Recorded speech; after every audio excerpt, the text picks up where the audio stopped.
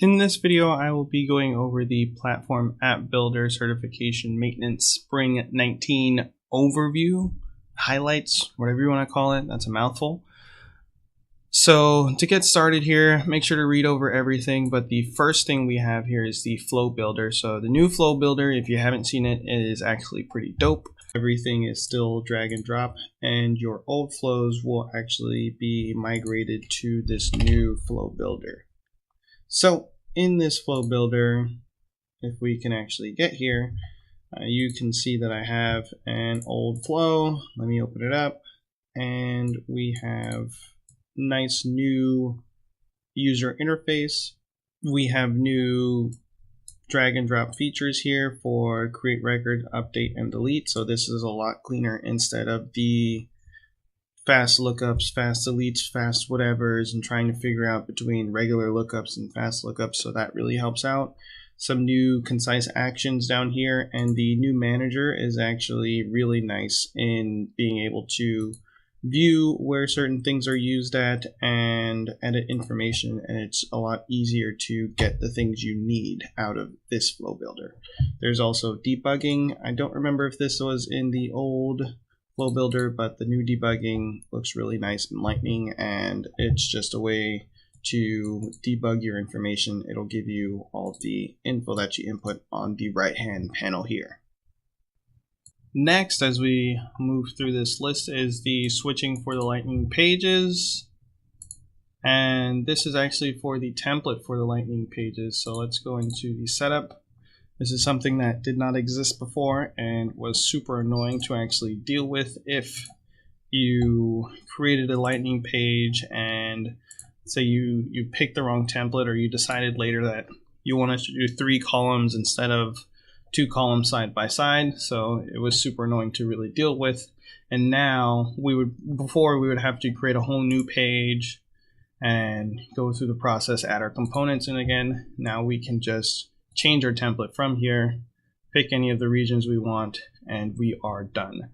Also with this, it actually allows you to map over the regions, which is super nice, because it just plops in any of the information that you had in before. Super convenient. Next is the account teams, and once again, if you did the admin certification maintenance, you would have already seen a lot of these. So for the account teams, it now gives you the ability to remove the account teams in bulk. So I'm going to add a default team. Hopefully something pops in. So if we had a lot of account team members, we would have had to have gone one by one and deleted these guys. Now we can go over here to this drop down menu and remove all.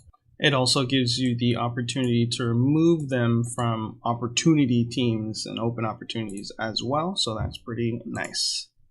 Next one is just a PSA, basically saying that Lightning Web Components are out, and for you to take notice of it. I don't really think it's something that I can actually show specifically for app builders. In some of my later courses that'll be dealing with development, you'll definitely see this, but basically Lightning Web Components are out. They work pretty much similar to our components, but if you pass on requirements to a developer and say that you need to input the account ID into a component and records will pop up, or I guess this would be on an account, and a component will pop up where you can edit things like that.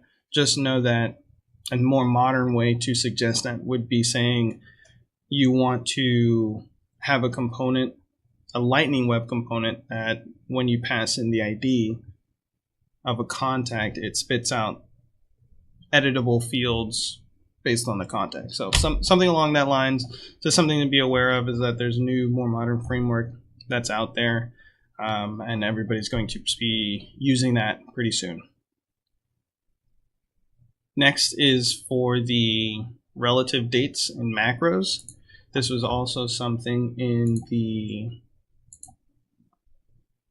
admin training as well, or certification maintenance.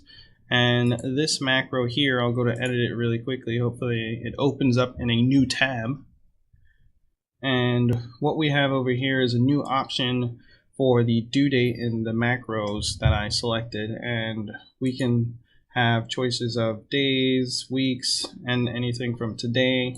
So this is a pretty cool new addition to macros, just saying 8 days from today or 8 weeks from today. So things like that are really helpful instead of hard coding dates into macros and things like that. And I'll just run this macro real quick. You can kind of see it in the background going off there. And then this one was created dates 6, and it's 2 days. Is that 2 days out?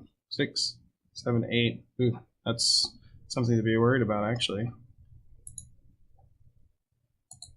2 days from today. 6, 7, 8. That should be 8. Anyways, we'll just move on from that, and we'll question maybe time zones or something is interfering with that one there. I'll have to look into that a little bit more. This is supposed to be managed flows, and this is probably when an app builder changes a page layout, landing page layout. Maybe it's in properties is what they want there.